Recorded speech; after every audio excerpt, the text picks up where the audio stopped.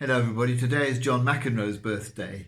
Until the advent of the likes of Federer and Nadal and Djokovic, one of the most successful tennis players of all time, 17 Grand Slams he won, but better known probably for his temper tantrums on court. He got nicknamed Super Brat by the British press when he was in his early 20s because he would argue a line call very vociferously if he didn't agree with it.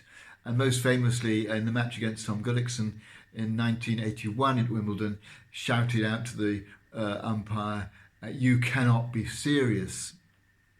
It made me think about anger and how we deal with it.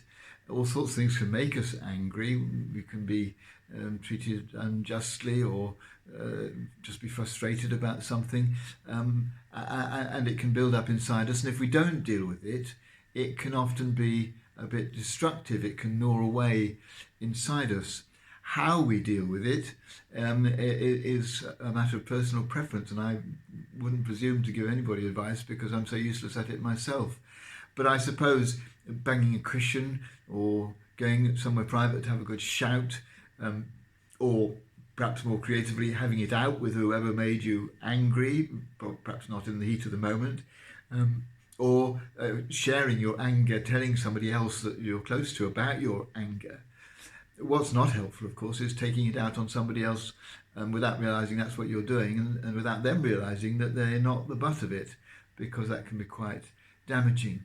But as I say, I'm no good at that, so we all have to make our own decisions. But I do think it's helpful to get the anger out. In the case of John McEnroe, it energised him. It seemed to, by having those temper tantrums, it seemed to give him new energy. And certainly in that match with Tom Gullickson, it had been on a knife edge. But having expressed his anger and had that argument with the referee, he then went on to win comparatively easily.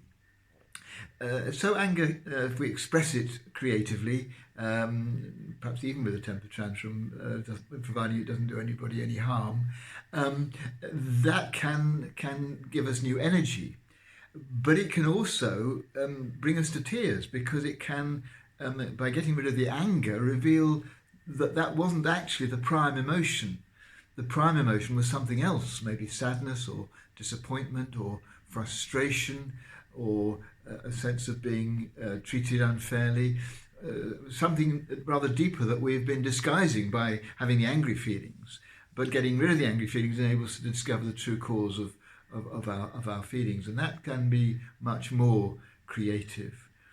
And so today I'm going to try and deal with any angry feelings I have in a creative way, hoping that sometimes that will give me new energy, but also aware that it may also reveal things about myself and what I'm feeling that will help me to be more understanding of who I am and how I operate, and perhaps that will make me more able to deal with my anger in the future.